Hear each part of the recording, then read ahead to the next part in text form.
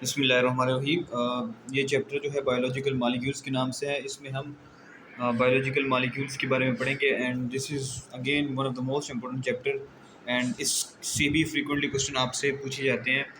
तो biological molecules में जो टॉपिक्स हमें कवर करने हैं वो कौन कौन से टॉपिक्स हैं, वो हमने introduction to biological molecules cover करना है, इंपॉर्टेंस ऑफ वाटर हमने कवर करना है एंड कार्बोहाइड्रेट्स है, proteins, lipids, nucleic acid and conjugated molecule. इस लेक्चर में हम दो टॉपिक्स मतलब मेजर जो है ना वो पढ़ेंगे। वाटर के बारे में पढ़ेंगे, इसकी प्रॉपर्टीज़ के बारे में पढ़ेंगे, उसके साथ कार्बोहाइड्रेट्स के बारे में हम पढ़ेंगे एंड आल्सो उसके बाद हम प्रोटीन के बारे में पढ़ेंगे। That is also very important topic in terms of M D CAT. सबसे पहले हम स्टार्ट करेंगे वाटर से। ये बेसिकली इंट्रोडक्शन में जो आपके पास बताया गया है वो यही बताया गया है कि जो सेल के अंदर रीजन होता है बेसिकली, जिसमें न्यूक्लियोप्लाज्म हमारे पास और साइटोप्लाज्म दोनों आते हैं, इसको हम प्रोटोप्लाज्म कहते हैं। एंड पार्ट्स ऑफ प्रोटोप्लाज्म के बारे में वही कि जो द पोर्शन जो आउटसाइड द न्यूक्लियस उसको हम साइटोप्लाज्म कहते हैं और जो न्यूक्लियस के अंदर उसको हम न्यूक्लियोप्लाज्म कहते हैं। सो इसकी कंपोजिशन के बारे में बताने की कोशिश की गई है और ये बहुत इंपॉर्टेंट है।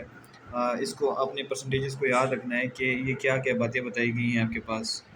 जो पॉइंट्स है ये आसान है, कोई मुश्किल नहीं है, आप याद कर सकते हैं, याद करना चाहिए, कर भी सकते हो, और नहीं करना चाहिए तो कोई ऐसी बात नहीं है कि आप मतलब ये चीज़ें बहुत ज़्यादा इंपॉर्टेंट है। तो वाटर जो होता है वो बेसिकली बैक्टीरियल सेल में कितना है, 70% है हमारे पास। मेमेलियन सेल में भी इसकी परसेंटेज क्या है, सेम है। इसी तरह से प्रोटीन की बात करें तो बैक्टीरियल सेल में 15 है, जबकि मेमेलियन सेल में 18% है। Carbohydrates 3% and 4%। लिपिड्स की बात करें तो वो 2% है हमारे पास बैक्टीरियल सेल में, जबकि मेमेलियन सेल में 3% है। डीएनए की बात करें तो 1% एंड मेमेलियन सेल में 0.25%, जबकि आरएनए की बात करें तो 6% एंड मेम्ब्रेन सेल में बात करें तो 1.1। ऑर्गेनिक मॉलिक्यूल्स जो बताएं वो 2 वो आर सेम है। इनऑर्गेनिक आइंस भी हमारे पास सेम है। सो अभी हम जाएंगे मेन टॉपिक जो कि है इंपॉर्टेंस ऑफ वाटर। ठीक है, यानी वाटर की क्या इंपॉर्टेंस है। तो water is very important, you know all about this कि वाटर हमारे पास एक मीडियम ऑफ लाइफ के तौर पे काम करता है बेसिकली, और मोस्ट अबंडेंट कंपाउंड है लिविंग ऑर्गेनिज्म में। अगर आपके पास क्वेश्चन आ जाए कि most abundant inorganic human body में कौन सा कंपाउंड है तो वो वाटर है, लेकिन अगर आ जाए most abundant organic human body में कौन सा कंपाउंड है तो वो प्रोटीन है। तो ये दो बातें आपको लाजमी याद रखनी है। अच्छा, उसके बाद अगर मैं बात करूँ तो 65 टू 89% इन डिफरेंट ऑर्गेनिज्म में हमारे पास ये वेरी करता है इस रेंज में। अच्छा, हमारे पास ह्यूमन टिश्यू की बात करें तो 20% बोन सेल्स में होती है और 85% हमारे पास ब्रेन सेल्स में होती है। एक्ट इज़ लुब्रिकेशन के तौर पे काम करता है। आपको पता है जो टीयर्स होते हैं हमारे प्रोटेक्ट करते हैं आप सरफेस ऑफ आई को from the rubbing of eyelids के जरिए इसको प्रोटेक्शन प्रोवाइड करते हैं। यानी उसके बाद हम बात करेंगे एक्ट इज़ अ फ्लूइड। ये act is a fluid questions around the organ that protect from the trauma. Knee joint में भी फ्लूइड होता है, you know, that is synovial fluid. ये इसको रबिंग के अगेंस्ट मतलब फ्रिक्शन इसमें कम करने की कोशिश करते हैं और इनको आपस में दैट आर नॉट जो दो बोन्स है उनको आपस में टच होने नहीं देता, बिकॉज अगर ये ओल्ड एज में जब भी कम हो जाता है तो that leads to a severe pain. उसके बाद biochemical reaction take place in the presence of water और it also take part in many chemical reaction such as हम जानते हैं हाइड्रोलाइसिस ऑफ मैक्रोमोलिक्यूल होती है। ये रॉ मटेरियल के तौर पे काम करता है बेसिकली, आपको पता है फोटोसिंथेसिस में यू हैव स्टडीड। अच्छा, उसके बाद हम बात करेंगे इसकी प्रॉपर्टीज़ के। प्रॉपर्टीज़ आसान सी है, आपने क्या क्या याद रखना है। आपको पता है वाटर जो है वो हाईली पोलर है। क्यों है? क्योंकि वाटर के अंदर जो ऑक्सीजन है बेसिकली क्या है, ऑक्सीजन जो है इसमें वो हाईली इलेक्ट्रोनेगेटिव एटम है। That is going to push the जो ये क्या करते हैं अपनी तरफ मतलब इलेक्ट्रॉन को पुल करता है। That makes hydrogen partial positive and oxygen make partial negative charge. अब इसका फ़ायदा क्या है? इसका फ़ायदा एक ही है, this line, this polarity of water molecule that makes it an excellent universal solvent for polar substance. यानी इसमें सारे पोलर सब्सटेंसेस क्या हो सकते हैं, डिजोल्व हो सकते हैं, नॉन पोलर भी हो सकते हैं। ठीक है, और इस अच्छा आखिरी बात ये, this is the reason why all chemical reaction in living organism occurs in aqueous medium. तो ये वही चीज़ है कि इस वजह से तो इस सारे जो केमिकल रिएक्शन है हमारे पास बेसिकली वो किस में होते हैं, वो एक्वस मीडियम में होते हैं। So you have to remember high polarity है और एक्सीलेंट इसको वो बनाता है, यूनिवर्सल सॉल्वेंट बनाता है। ठीक है, एंड ये रीज़न है कि इसमें बेसिकली सारे सब्सटेंसेस डिसॉल्व हो जाते हैं जो आपस में रिएक्ट कर सकते हैं। That's why all the chemical reaction in the living beings occur in aqueous medium. उसके बाद हम बात करेंगे नेक्स्ट प्रॉपर्टी की, that is high heat, high specific heat capacity. तो सबसे पहले होती क्या है, इसकी डेफिनेशन के ऊपर आपने गौर करना है। हीट कैपेसिटी की सिर्फ डेफिनेशन बहुत सिंपल है, ये आपने ये रखना है जो amount of heat required for minimum, एक आपके पास सब्सटेंस है और आपने उसको क्या किया, अमाउंट ऑफ हीट प्रोवाइड की, उसका 1 डिग्री सेंटीग्रेड टेम्परेचर राइज हुआ, द अमाउंट ऑफ वो जो 1 डिग्री सेंटीग्रेड टेम्परेचर राइज हुआ, जितनी अमाउंट ऑफ हीट हमने दी उसको, जितनी अमाउंट ऑफ हीट हमने दी, इसको हम कहते हैं हाई, इसको हम कहते हैं स्पेसिफिक हीट कैपेसिटी कहते हैं। क्या कहते हैं, स्पेसिफिक हीट कैपेसिटी कहते हैं। इसको ऐसे भी डिफाइन किया जा सकता है, number of calories required to raise the temperature of 1 gram of water up to 1 degree centigrade. 1 gram of water है, उसका टेम्परेचर आपने रेज किया 1 डिग्री सेंटीग्रेड, जितनी भी कैलोरीज आपको रिक्वायर, उसको हम हाई स्पेसिफिक हीट कैपेसिटी कहते हैं। वाटर की स्पेसिफिक हीट कैपेसिटी बहुत ज़्यादा होती है, बिकॉज वो उसके जो हाइड्रोजन बॉन्ड है ना वो स्ट्रॉन्ग होते हैं, उनको ब्रेक करने में ये एनर्जी यूटिलाइज होती है। अच्छा, इसका फ़ायदा क्या है, इस हाई हीट कैपेसिटी का फ़ायदा ये है कि ये एज अ टेम्परेचर स्टेबलाइजर और रेगुलेटर के तौर पे हमारे पास एक्ट करता है। सो आपने ये याद रखना है, हॉट इन्वायरमेंट में तो उनको प्रोटेक्ट करता है लिविंग ऑर्गेनिज्म को अगेंस्ट सडन थर्मल चेंजेस के अगेंस्ट। सही है, high specific heat capacity, water की temperature stabiliser and regulator, this is this two points you have to remember from this specific property of water. उसके बाद है high heat of vaporisation की बात करेंगे। आपको पता है वेपराइज का मतलब है अपने लिक्विड स्टेज से क्या करना, गैसीय स्टेट में चेंज होना, यानी अमाउंट ऑफ हीट जितनी रिक्वायर होगी ना 1 ग्राम ऑफ वाटर को चेंज करने के लिए, किस स्टेज से किस स्टेज की तरफ, लिक्विड से गैसीय स्टेट की तरफ, इसको हम कहते हैं heat of vaporisation. Specific heat of vaporisation आपके पास गिवन है 574 किलो कैलोरीज पर ग्राम है, और ये भी बहुत ज़्यादा है। और इसका एडवांटेज क्या है, बेसिकली इसका एडवांटेज सिंपल है, it provides cooling effect to the plants and animals. So ये आपने याद रखना है। उसके बाद हम बात करेंगे हाइड्रोफोबिक एक्सक्लूजन्स की बात करेंगे। क्या मतलब है हाइड्रोफोबिक एक्सक्लूजन, सिंपल सी बात है, ये करना चाह रहे हैं कि बेसिकली आपने क्या किया, इस एग्जांपल को देखें, कुछ ऑयल की ड्रॉप्स वाटर की सरफेस पे क्या कर दी हैं आपने, ऐड कर दी हैं, तो वो ऑयल की ड्रॉप्स विल टेंड टू, वो क्या करते हैं, वो जो ऑयल के ड्रॉप्स होते हैं वो एक दूसरे के साथ क्या हो जाते हैं, कलेक्शन बना लेते हैं और एक जगह पे इकट्ठे हो जाते हैं। ठीक है, इससे क्या होता है, आप ये जो डेफिनेशन लिखी है अब इस पे और करें, reduction of contact area between the water and hydrophobic substances which are placed in water, यानी कि उनके दरमियान जो कॉन्टैक्ट एरिया होता है वो क्या हो जाता है, वो कम हो जाता है। अच्छा, इसका फ़ायदा क्या है biologically, maintaining the integrity of lipid by layer membrane, जो लिपिड बाई लेयर मेम्ब्रेन है उसकी इंटीग्रिटी को ये मेंटेन रखता है। आपको पता होना चाहिए कि वहाँ पे हमारे पास पोलर सब्सटेंसेस भी है और नॉन पोलर सब्सटेंसेस भी हैं, ये आपने याद रखना है हाइड्रोफोबिक एक्सक्लूजन में। अच्छा, डेंसिटी ऑफ वाटर, आपने ये इस पॉइंट में इसमें क्या क्या याद रखना है, आपने ये याद रखना है कि ice floats in water, this is because ice is less dense then water. अच्छा, रीज़न क्या है, आपको पता है ice has a giant structure होता है, उसका बहुत बड़ा स्ट्रक्चर होता है, उसके अंदर maximum number of hydrogen bonding amount water molecule present होती है। सो ये अरेंज हो जाता है एक लैटिस की फॉर्म में। अच्छा, in freezing weather ice forms on the surface, अच्छा ये इसका फ़ायदा क्या है, बेसिकली जब आइस हमारे पास पोर्ट्स और लेक्स में सरफेस ऑफ वाटर पे बन जाता है तो ये इंसुलेटिंग लेयर बन जाती है किस्म की, और ये हमारे पास provides the living environment for some organism until the ice melts, यानी कि आइस की क्लियर बन जाती है due to its giant structure and multiple hydrogen bonding, it arrange into a lattice and its provides what protection to the underlying marine animals. उसके बाद हम बात करेंगे cohesion and adhesion property of water की। अच्छा, ये आपने सिंपल सा आपने ये याद रखना है कि इसका क्या मतलब है, ये बेसिकली ट्रांसपोर्ट मीडियम की प्रॉपर्टी है, यानी वाटर ने अगर ट्रांसपोर्ट होना है, यू नो ऑल अबाउट कि आपने वाटर की ट्रांसपोर्ट पढ़ी है किस में, प्लांट्स में, कि वाटर किस तरह ट्रांसपोर्ट होता है, जाइलम और फ्लोएम सेल्स को ट्रांसपोर्ट करते हैं। अच्छा, कोहेशन क्या होती है, बेसिकली ये जो वाटर की अट्रैक्शन अमंग वाटर मालिक्यूल, मतलब एक वाटर मालिक्यूल दूसरे वाटर मालिक्यूल के साथ जिस अट्रैक्शन से अटैच, उसको हम कोहेशन कहते हैं। ठीक है, कोहेशन कहते हैं इसको, हम कहते हैं water flows freely due to cohesion. ठीक है, आपने टेक थ्योरी पढ़ी है, ठीक है, ये उसी की बात बताने की कोशिश हो रही है।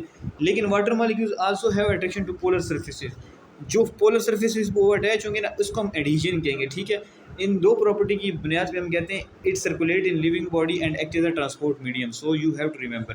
अच्छा, आयोनाइजेशन ऑफ वाटर की हम बात करेंगे तो ये बेसिकली इसका पीएच जो होता है वो बताने की कोशिश की गई है। मतलब हाइड्रोजन आयन जब स्प्लिट होते हैं it is a reversible reaction, and आपको पता है 25 डिग्री सेंटीग्रेड पर जब इनकी कंसनट्रेशन इक्वल हो तो 10⁻⁻⁷ मोल्स पर litre and P H equal to 7। This is ionisation of water के बारे में ये बताया गया है कि hydrogen and hydroxyl ions take part in many reaction that occur in the cell.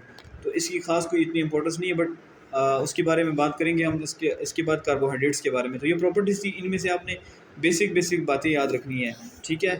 उसके बाद हम बात करेंगे कार्बोहाइड्रेट्स की, ठीक है। तो कार्बोहाइड्रेट्स में आपने क्या याद रखना है। अच्छा, कार्बोहाइड्रेट्स में अगर मैं बात करूँ, सबसे पहले तो आपको ये पता होना चाहिए कि कार्बोहाइड्रेट्स जो हमारे पास है ये ऑर्गेनिक है एंड फंडामेंटल एंड बेसिक यानी कि बायोलॉजिकल मॉलिक्यूल्स हैं, ठीक है। उसके बारे में इसका मतलब होता है हाइड्रेटेड कार्बन। अच्छा, इसमें आपने याद रखना है कि ये कार्बन हाइड्रोजन और ऑक्सीजन पे मतलब कंपोज होते हैं।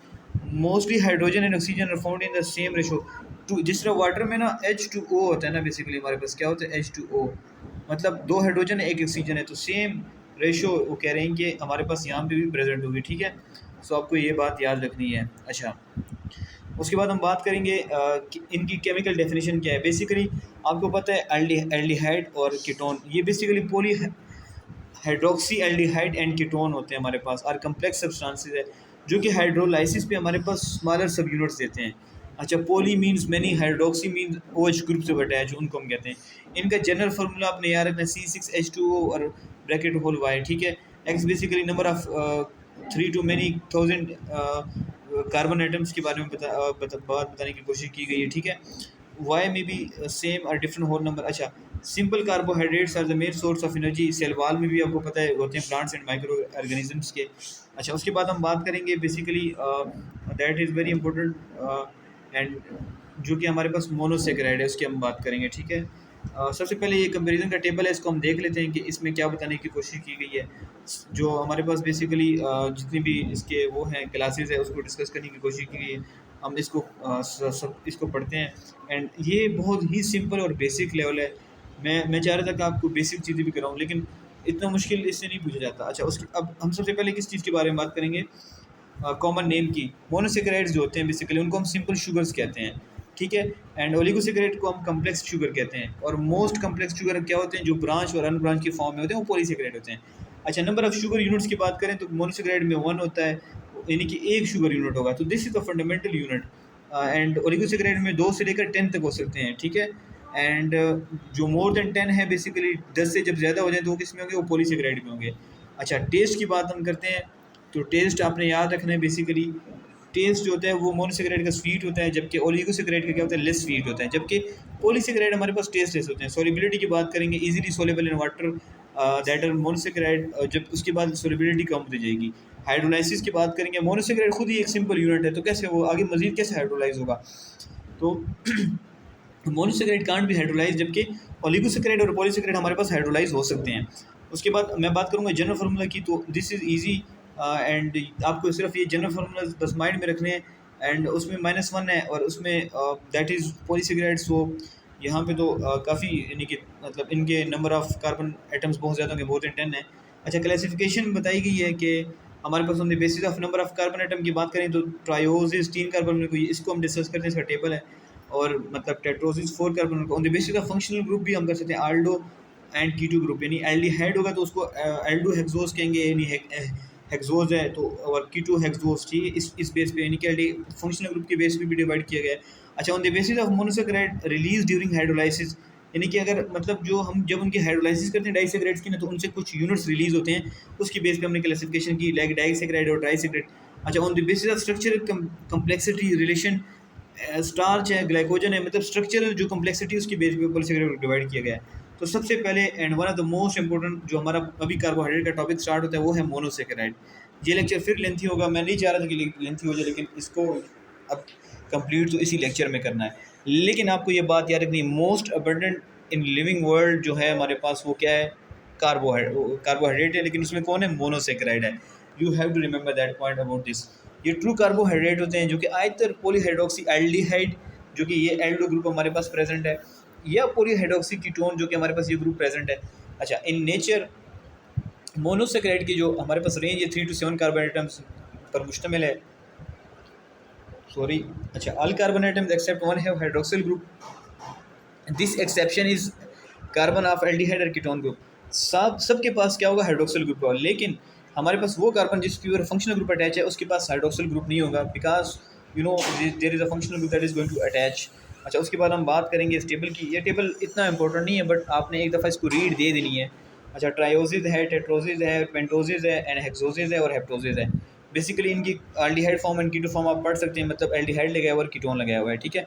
अच्छा, जो हमारे पास ट्रायोसिस है ये बताया हुआ है कि इंटरमीडिएट्स इन फोटोसिंथेसिस रिस्पिरेशन में, जबकि टेट्रोसिस भी यही है। अच्छा, राइबोज कहते हैं कि आरएनए में होते हैं, वाइल रिबोलोज जो होते हैं वो फाउंड इन कैल्विन साइकिल में होता है बेसिकली। अच्छा, हेक्सोज ये एनर्जी सोर्स है, पॉलीसेकेराइड फॉर्मेशन करता है। अच्छा, हेप्टोसिस की बात करेंगे, intermediate in photosynthesis in bacteria. ये पॉइंट इंपॉर्टेंट है और थोड़ा अलग है, हट के एक्सेप्शन है, तो ये आपके पास आ सकते हैं पेपर में। उसके बाद रिंग स्ट्रक्चर की हम बात करेंगे। ये इसमें कोई रॉकेट साइंस नहीं, ये बहुत आसान सी बातें हैं कि मोनोसेकेराइड वैसे तो हमारे पास ओपन चेन स्ट्रक्चर में पाई जाती है क्रिस्टलाइन फॉर्म में, लेकिन जब इनको हम वाटर में डिजोल्व करते हैं तो इनमें से बहुत सारे pentoses and hexoses are converted into ring structure. अच्छा, टू टाइप्स ऑफ रिंग है, एक फ्यूरोनोज रिंग है और एक पायरोनोज है।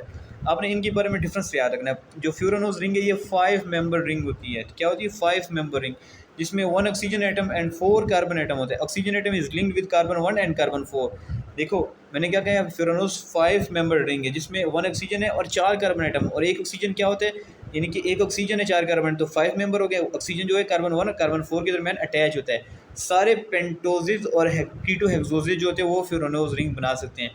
पायरोनोज रिंग हमारे पास 6 मेंबर रिंग है जिसमें एक ऑक्सीजन एटम और 5 कार्बन एटम होता है। जो ऑक्सीजन एटम होता है वो लिंक होते हैं कार्बन 1 एंड कार्बन 5 के साथ। जो ऑक्सीजन एटम के लिंकेज है ये मैं आपको बता सकता हूँ, आपसे पेपर में पूछी जा सकती है। लेकिन ये टॉपिक वैसे तो आउटलाइंस में नहीं क्यों, बट आपने अपने नॉलेज के लिए याद रखना है, ठीक है। Only aldohexoses are converted into pyranose ring. Aldohexoses में कौन आता है? एल्डो हेक्सोसिस में आपके पास जो आते हैं वो आपने याद रखने हैं। एल्डो हेक्सोसिस यानी कि एल्डिहाइड और ग्लूकोज की बात हो रही है। अच्छा, उसके बाद हम बात करेंगे स्टीरो आइसोमर्स इन मोनोसेकेराइड। अच्छा, इनकी डेफिनेशंस आपको आनी चाहिए, लेकिन आपको पता है ना कि आइसोमर्स क्या होते हैं बेसिकली, जिसमें हाइड्रो, अच्छा आपको पता है जो ग्लूकोज होता है इसमें 6 कार्बन आइटम होते हैं। इसकी मतलब हर एक कार्बन पे डिफरेंट हाइड्रोक्सिल ग्रुप लगा होता है except that carbon at which functional group is attach. तो अच्छा, ये इनके डिफरेंट पैटर्न्स बन जाते हैं जिसकी बेस पे हम इनको स्टीरो आइसोमर्स कहते हैं। सबसे पहले आपको एसिमेट्रिक कार्बन का पता होना चाहिए। आपको पता है कि बेसिकली कार्बन कितने बॉन्ड बना सकते हैं? 4 बॉन्ड बना सकता है। तो वो कह रहे हैं कि एसिमेट्रिक कार्बन हमारे पास वो होगा, बेसिकली क्या कह रहे हैं, is that which makes bond with 4 different atoms groups, यानी कि 4, यहाँ पे अगर हमारे पास OH है, यहाँ पे कोई और ग्रुप है, यहाँ पे N है, यहाँ पे M है। ये कहने की कोशिश करेंगे asymmetric carbon is that which can makes different bonds with 4 different, जो हमारे पास 4 इसके अंदर बॉन्ड्स होते हैं वो डिफरेंट एटम्स के साथ बनाए, इसको हम एसिमेट्रिक कार्बन कहते हैं। अगर इसकी मैं आपको प्योर फॉर्म में डेफिनेशन बताऊँ, लेकिन इन चारों में से ना जो हमारे पास बेसिकली एक मिनट, ये जो कार्बन है ना, कार्बन एटम जो हमारे पास है, ये बेसिकली अगर इन चारों में से एक भी डिफरेंट होगा तो उसको हम एसिमेट्रिक कार्बन कहेंगे, ठीक है। अच्छा, बेसिकली ये इनको कैलकुलेट कैसे करते हैं? 2n का फार्मूला है कि जितने भी नंबर ऑफ एसिमेट्रिक कार्बन होते हैं ना उसकी बेस पे आपने करना होता है। सो एनेंशियोमर्स क्या होते हैं बेसिकली? दे आर नॉन, अच्छा सबसे पहले हम एपीमर्स की बात करेंगे। एपीमर्स ये है ना कि इसमें सिर्फ एक सिमेट्रिक कार्बन पे अरेंजमेंट डिफरेंट होती है, बाकी सारी सेम होती है, इसको हम एपीमर्स कहेंगे। डायस्टीरियोआइसोमर्स ये होते हैं कि जिनमें एक से ज़्यादा पे हो, यानी 2 पे हो, उसको हम क्या कहेंगे? डायस्टीरियोआइसोमर्स कहेंगे। उसके बाद एनेंशियोमर्स किसे कहते हैं? ये non superimposable mirror images of एक दूसरे के होते हैं। इसमें dextro and laevo isomers of glucose आ जाते हैं, सही है। आगे हम देखते हैं इनकी एग्जांपल्स को, like this is D glucose and L glucose. आपको पता है ये देखो हाइड्रोक्सिल ग्रुप इसका यहाँ पे है, इसका यहाँ पे। अब इसको भी देखो, ये दोनों देखो, ये दोनों डिफरेंट है, ठीक है। इसी तरह से ये देखो, ये मतलब मोर देन 1 कार्बन है, तो इसको हम क्या करेंगे? एनेंशियोमर्स कहेंगे, ठीक है। क्या कहेंगे? एनेंशियोमर्स कहेंगे। अच्छा, एपीमर्स देखो ज़रा, एपीमर्स में सिर्फ एक कार्बन है, ये देख रहे हो, ये तो ठीक है, ये जो कार्बन है, ये देखो ये वाला, ओनली 1 कार्बन। तो इस पे हमारे पास अरेंजमेंट्स क्या है? डिफरेंट है। अच्छा, एक अल्फ़ा आपने पढ़ा होगा, अल्फ़ा शुगर, एक बीटा शुगर, ये इंपॉर्टेंट है। अब ये क्या होती है? ये तो बड़ा आसान सा है। देखो ज़रा, यहाँ पे आपको नज़र आ रहा है, एक मिनट। अच्छा, यहाँ पे OH ग्रुप क्या है? कार्बन नंबर 1 पे अप साइड है, तो इसको हम कहेंगे बीटा ग्लूकोज। यहाँ पे देखो, ये यहाँ पे हमारे पास क्या है बेसिकली, एक मिनट। अच्छा, ये alpha D glucose and carbon 1 number beta glucose. अच्छा ठीक है, मैं इसकी बात कर रहा हूँ। ये एक मिनट, ये असल में ना ये कार्बन नंबर 1 तो नहीं है, कार्बन नंबर 1 तो ये है। अच्छा, इसमें कार्बन नंबर 1 पे क्या है? अल्फ़ा जो अल्फ़ा कार्बन होता है इसको हम कार्बन नंबर 1 कहते हैं। उस पर OH ग्रुप अगर ऊपर हो तो उसको हम बीटा कहेंगे। क्या कहेंगे? बीटा। बीटा शुगर कहेंगे। अगर हमारे पास कार्बन नंबर 1 पे like is this OH group नीचे हो तो उसको हम क्या कहेंगे, अल्फा ग्लूकोज कहेंगे। ये बहुत बेसिक बातें हैं जो कि आपने FSC में लर्न की, लेकिन फिर भी मैं आपकी रिवीजन के लिए सब कुछ बता रहा हूँ। उसके बाद हम आगे जाएंगे, ठीक है। अच्छा, ये कुछ बातें लिखी हुई बेसिक सी है जिनको आपने याद रखना है। बेसिकली ये बताया हुआ है कि हमारे पास ग्लूकोज नेचुरली ग्रीन प्लांट्स में होता है and 10 gram of glucose require that energy. अच्छा, उसके बाद और ब्लड में हमारे पास 0. ये these are fact based things that you have to remember. अच्छा, उसके बाद हम बात करेंगे ओलिगोसेकेराइड की, ठीक है। अच्छा, ओलिगोसेकेराइड का बताया था हमने ना कि हमारे पास the oligosaccharide which yield 2 monosaccharide on hydrolysis are called disaccharide.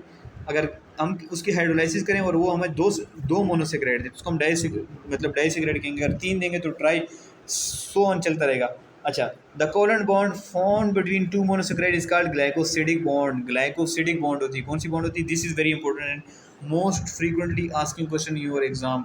ये बहुत इंपॉर्टेंट है और आपसे पूछा भी जा सकता है। अच्छा, अब ये तो इंपॉर्टेंट बात थी ग्लाइकोसिडिक बॉन्ड की, लेकिन इससे ज़्यादा इंपॉर्टेंट क्या चीज़ है? वो ये टेबल है, ठीक है। क्या है ये टेबल है? माल्टोज, इसको हम माल्ट शुगर भी कहते हैं, ठीक है। अच्छा, ये किस चीज़ से बना होता है? इसके मोनोमर्स क्या होते हैं? दिस इज मतलब आप ये कहना कि आपसे ये पूछा जा सकता है ग्लूकोज एंड ग्लूकोज, इनमें जो ग्लाइकोसिडिक बॉन्ड होता है वो 1,4 ग्लाइकोसिडिक बॉन्ड होता है। इसी तरह सुक्रोज है, इसको हम कैन शुगर कहते हैं और इसमें ग्लूकोज फ्रक्टोज होती है।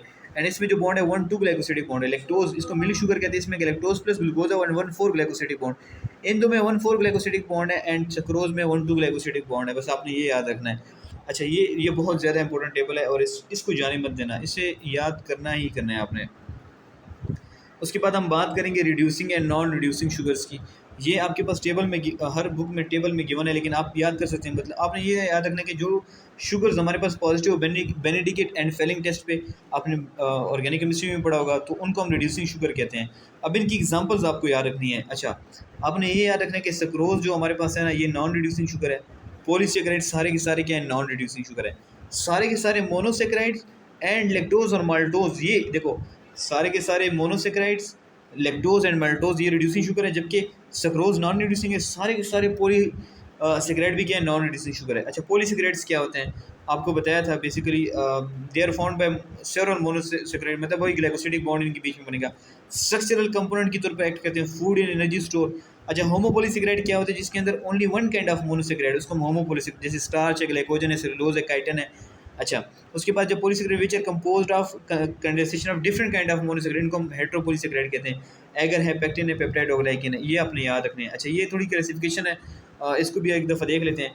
अच्छा, ये मतलब it's not important so much, so आप इसे खुद भी पढ़ लेना एंड इट्स नॉट ये। अच्छा, इसमें जो इम्पोर्टेंट है वो ये हमारे पास ग्लाइकोसिडिक लिंकेज है जो मैं आपको बता दूंगा, ठीक है। स्टार्च के बारे में हम बात करते हैं। बेसिकली स्टार्च जो हमारे पास है बेसिकली इसमें अल्फ़ा ग्लूकोज मालिक्यूल्स होते हैं। ग्लाइकोजन में भी अल्फ़ा ग्लूकोज होते हैं, जबकि सेलुलोज में बीटा ग्लूकोज मालिक्यूल्स होते हैं। और this is very important, N-acetyl beta glucosamine, this is very important. ये आपको याद रखनी ही रखने के। इसमें क्या है हमारे पास? रिजल्ट ऑफ हाइड्रोलाइसिस में मतलब जो सब यूनिट निकलता है वो कौन सा होता है बेसिकली। अच्छा, उसके बाद हम इनकी वो ग्लाइकोसिडिक लिंकेज की बात करते हैं। हमारे पास स्टार्च में जो है वो एक मिनट, ये हमारे पास क्या है? स्टार्च में जो हमारे पास ग्लाइकोसिडिक लिंकेज आपको यार अमाइलोज अल्फा 1,4 है, अमाइलोपेक्टिन में अल्फा 1,4 एंड अल्फा 1,6, इसमें एक ब्रांच है और एक अन ब्रांच है। जबकि हमारे पास क्या होते हैं? स्टार्च के बाद हमारे पास आते हैं ग्लाइकोजन में हमारे पास बेसिकली क्या होता है? एक मिनट, ग्लाइकोजन में हमारे पास बेसिकली हमारे पास अल्फा 1,4 है एंड अल्फा 1,6 है। ये काइटन में बीटा 1,4 ग्लाइकोसिडिक लिंकेज होती है और सेलुलोज में एंड बीटा 1,4 हमारे पास ग्लाइकोसिडिक लिंकेज होती है। आयोडीन टेस्ट ये याद रख लें, लेकिन इतना इंपॉर्टेंट नहीं है क्योंकि इतना हाई लेवल का क्वेश्चन आपसे नहीं पूछा जा सकता, क्योंकि it is not common in all books. तो वही चीज़ आपसे पूछी जा सकती जो आपकी बुक में हो। टेस्ट फॉर कार्बोहाइड्रेट्स के बारे में बताया हुआ है कि आपको पता है इनमें एल्डिहाइड और कीटोन ग्रुप्स होते हैं। Iodine test is used to different types of polysaccharide, और बेनेडिक्ट और फेलिंग टेस्ट हम रिड्यूसिंग और नॉन रिड्यूसिंग शुगर के लिए मतलब देखते हैं। अच्छा, मैं आयोडीन का बता देता हूँ, फिर आप कहेंगे नहीं बताया।